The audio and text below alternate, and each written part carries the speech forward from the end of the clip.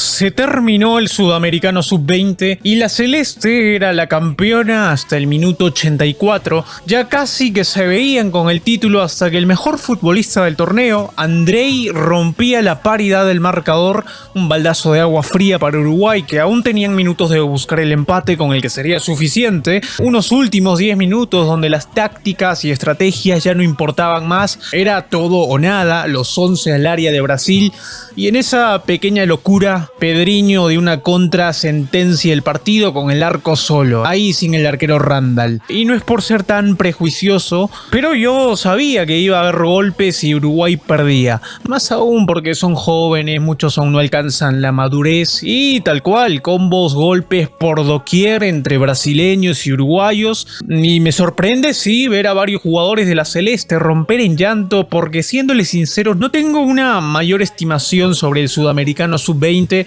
o capaz no dimensiono lo que significa un Sudamericano Sub-20. En lo que a mí refiere, creo que el mayor logro sería clasificar al Mundial y después el primer lugar es algo simbólico, ¿no? Por lo menos eso es lo que pasaba por mi cabeza. Que esto más que un torneo es como una eliminatoria. Y si perdías el partido final como que no pasaba nada, porque igual ya estabas en el mundial. Pero ver a estos jugadores romper en llanto como si se les hubiese muerto un familiar, como que cambió un poco la perspectiva que tenía sobre el torneo. Pero bueno, Brasil salió campeón del Sudamericano Sub-20 2023 y la última vez que había sucedido algo así fue en el 2011, cuando el torneo se llevó a cabo en Perú, una de las últimas grandes generaciones de la verde amarela, con Neymar, con Lucas Moura, Casemiro y Danilo, que dicho sea de paso también es la última vez que Brasil salió campeón del mundo. Aunque Neymar ya no formó parte de esa delegación que fue al Mundial, ahí estaban Coutinho, Oscar, Dudú, el de Palmeiras, Alexandro, entre otros. Lo cierto es que Brasil retomó el lugar histórico que tienen estos torneos sub-20, porque incluso llevaban 8 años sin ir a un mundial. Desde el 2015 Brasil había fracasado en cada campeonato sudamericano y digo que retoma su lugar porque históricamente estamos hablando de la selección juvenil más exitosa de Sudamérica. 12 títulos seguido de los 8 de Uruguay y 5 de Argentina, aunque el éxito de Argentina se ve reflejado más en los mundiales que en los campeonatos sudamericanos. En mundiales ellos llevan 6 títulos, siendo la más ganadora del mundo, seguido de los 5 de Brasil, y no sé si esta generación pueda lograr la sexta en Indonesia. Ciertamente es un Brasil al que le faltan jugadores que los clubes de su propio país no quisieron prestar, pero al tratarse de un mundial creo que esto se puede replantear aún más, o sea, más predisposición de prestar a jugadores, y esto por supuesto que le conviene a los clubes porque los jugadores se pueden terminar revalorizando de hacer una buena participación. Me parece que el Santos no quiso prestar como a 3 jugadores previo al sudamericano y por supuesto ahora le llega la oportunidad a Endrick, aunque no lo sé a ciencia cierta. Algunas veces los cracks no asisten a las copas mundiales sub-20, ese fue el caso de Neymar por ejemplo, que en el 2011 fue la figura del sudamericano, pero el Santos le dio una opción: o te vas al Mundial Sub-20 o a jugar la Copa América 2011, una de dos, y a Neymar se lo llevaron a la Copa América.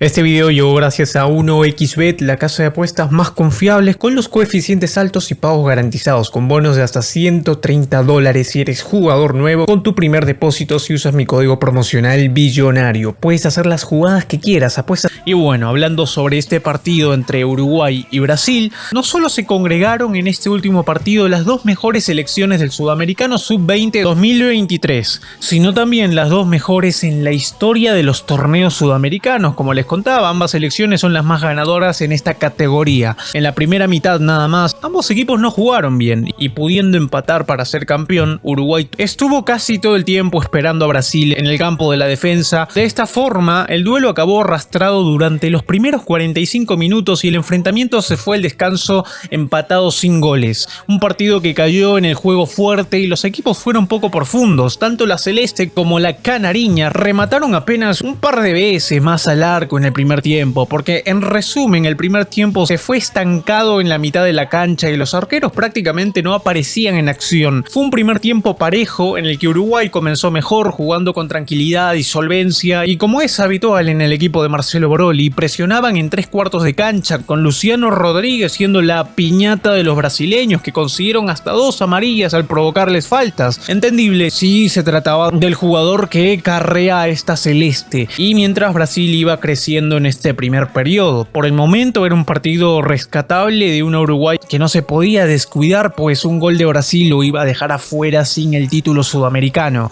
Y en el segundo tiempo ya se puede ver otra postura de Brasil, que salió con todo. Vitor Roque complicó a la retaguardia de Uruguay, de igual forma Guilherme Viro, que incluso tuvo una pelota en el palo. Uruguay acusó el cansancio del partido y del sudamericano, ya que varios de los futbolistas que son titulares fueron perdiendo pie. Por ejemplo, Matías Derritis, al que le costó recuperarse, y por el sector izquierdo de la defensa, Brasil encontró un lugar ideal para filtrarse por la defensa celeste, que aguantó lo más que pudo, incluso con un par de intervenciones apropiadas de Randall. En ese contexto, Uruguay apeló al contragolpe para tratar de hacer daño y dejó en Luciano Rodríguez, su figura en el torneo, la responsabilidad de tratar de anotar un tanto que le diera la tranquilidad del título. Y si bien Marcelo Broly fue haciendo cambios, no alcanzó, porque Brasil ya se había puesto en ventaja por un gol anotado por el capitán de Brasil, Andrei. El empuje de Brasil tuvo sus frutos positivos cuando Kaiki, que ingresó en el tiempo de complemento, mandó un centro largo que llegó a Andrei en el segundo palo, donde con un cabezazo mandó el balón al fondo de la red al minuto 83. De ahí en más el encuentro se hizo ya un ida y vuelta, porque Uruguay se fue con ganas en la búsqueda del empate que le daría el título, pero se desprotegió tanto que en el tiempo de adición la celeste quedó mal parada y Pedriño sentenció el partido y el sudamericano a favor de Brasil. Tras eso el árbitro pitó el final del partido, que terminó con una gresca en la que se fue expulsado el central Douglas, que en caso de ser convocado por Meneses se perderá el primer partido del Mundial de Indonesia. Eso yo no lo sabía en un inicio, ¿saben? Porque a Douglas lo expulsan cuando el partido ya había culminado, como el torneo en sí, ya todo se había acabado. Sin embargo, esa tarjeta roja va a repercutir en el Mundial. Ahora, hablando de Uruguay, este resultado no opaca para nada el buen torneo que hizo Uruguay, logrando 2 de los 3 objetivos. Recién este domingo perdió el invicto, queda esa amargura porque el título se perdió por detalles, pero esta selección sub-20 de Uruguay demostró que tiene con qué dar pelea en el Mundial de Indonesia. No es ni una exageración tampoco, porque pese a no tener mundiales en esta categoría, Uruguay en la última década ha sido una selección que ha llegado lejos, subcampeón del mundo en el 2013, me parece que en el 2017 llegan a semifinales y terminan perdiendo por tanda de penales. Está además decirles que en casi todos los mundiales sub-20 siempre hay un sudamericano en semifinales, y en la mayoría siempre hay también un sudamericano en la final. Esto fue el título de Brasil. Parabéns a la selección campeona. Y ahora vayamos unas horas más atrás. Se definía el cuarto lugar del sudamericano sub-20 con aún 3 selecciones teniendo chances de clasificar. El que lo logró fue la Tri, que tras un complicado inicio del hexagonal final le ganaron 2-1 a Paraguay, y a sabiendas también que al mismo tiempo los humildes, siempre humildes hermanos mamagüevos, caían contra Colombia. Agustín Cuero fue la gran figura del compromiso, con un doblete que le permitió sumar 4 anotaciones en el sudamericano, y otro de los puntos altos de este último compromiso, por supuesto, fue el arquero Guilmar Napa, sobresaliente para que la Tri pudiera mantener esa diferencia sobre Paraguay en el marcador, atajadas que significan una clasificación, y es que ambas selecciones estuvieron urgidas por un triunfo que le permitiera obtener el último cupo mundialista. Esa ansiedad se notó desde el arranque del compromiso, cuando los jugadores no querían dar una pelota por perdida. La tricolor comenzaría sufriendo en estos primeros compases el poderío físico del ariete paraguayo Alan. Justamente escuchaba en los comentarios de DirecTV que no convenía entrar en el cuerpo a cuerpo contra Paraguay.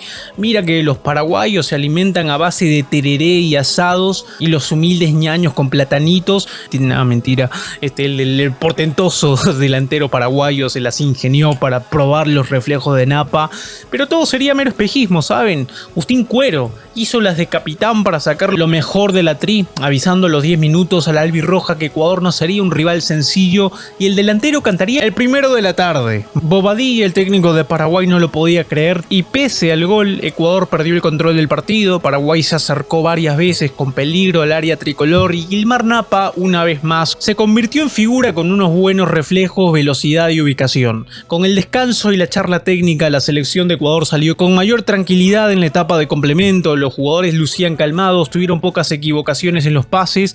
Paraguay, por el contrario, cayó en la desesperación. Los jugadores de la albirroja intentaban llegar al arco ecuatoriano con pelotazos largos que eran controlados por la defensa ecuatoriana. Además, los albirrojos cometieron muchas faltas en medio de la cancha. En este segundo tiempo, en definitiva, no volvieron a ser esa misma selección del primer periodo. La albirroja dejaría de lado el fútbol para embarcarse en la contienda física muy agresiva en fase defensiva. Un golpe por aquí, una entrada de tiempo por allá. La albirroja pasaría a ser casi un equipo de contacto, aparcando por complemento el fútbol tan vistoso de la primera mitad. Y por el lado de la Tri, Sebastián González, Juan Sánchez y Aymar Medina ingresaron al cambio para refrescar la media cancha, porque a esta altura el partido se había tornado un ida y vuelta. Y en una de las tantas internadas de Ecuador cayó el segundo de la tarde. Sosa lograba cambiar el ritmo de la banda para, sobre la línea, colocar un centro milimétrico en el testarazo de cuero. Doblete que ilusionaba a todo el país y metía casi de forma definitiva a Ecuador al Mundial de Indonesia. Paraguay estaba contra las cuerdas, pero no todo estaba perdido. Pasó menos de 10 minutos para que Diego González recortara distancias y así intentara lograr el milagro. Pero lamentablemente el equipo no lo acompañaba. A 8 minutos del final, Paraguay no supo reaccionar, viendo cómo Ecuador volvía a meterlos en su área y viendo también cómo la única salida eran las faltas. Hasta 7 tarjetas vio el equipo de Bobadilla en la segunda parte. Golpeaban a los humildes ñaños como no tienes idea. Golpeaban más que tu viejo cuando llega a casa borracho, con un hombre menos y sin nada que perder. Paraguay sí que se terminó por encomendar en un milagro. Ecuador, con superioridad, intentó controlar el choque, buscando rascar segundos al reloj, yéndose hasta el banderín de córner para no darle el esférico al albirroja, y con mucho sufrimiento la tricolor logra meterse entre las mejores selecciones del mundo y podrá asistir a una nueva Copa Mundial. Y en la última vez la Tri fue la gran revelación del torneo, quedándose con el podio del campeonato. Y nada, gente, quisiera hablar del partido de Colombia, pero ciertamente no lo vi. Estaba atento al Ecuador-Paraguay, mientras Colombia y Venezuela solo sería interesante si la Vinotinto ganaba, ¿no? Algo que sería bastante complicado, y ocurrió lo que la lógica mandaba: victoria de Colombia. Esta eliminación, más que ser un exclusivo del día de ayer, en realidad empieza contra Ecuador. Estuvieron a minutos de ganarle a la Tri el día jueves y sellar el pase al Mundial, cosa que los venezolanos terminan cediendo. Y nada, gente, por otro lado, díganme, ¿cuál es más grande, Millonarios o América de Cali? Porque por una parte podemos hablar del América, que por destrozo es mejor en Copas Libertadores que Millos, y a nivel local no hay diferencias grandes en palmarés, una diferencia de 2 títulos creo, mientras hablar de Millonarios es hablar del primer grande de Colombia, cuyo mejor plantel se da en tiempos donde no existía la Copa Libertadores, década de los 50, y Estefano, Pedernera. Tampoco tenemos en cuenta que uno descendió y el otro no. Partidos entre ambos, creo que el embajador va arriba en el historial. Además, el Barón Rojo Sur se corre de los comandos azules. Pónganlo en los comentarios cuál es el segundo grande de Colombia. Y no, Once Caldas no es. Dale click a la campanita en todas las notificaciones y nos veremos en un video nuevo. Abrazo a la distancia.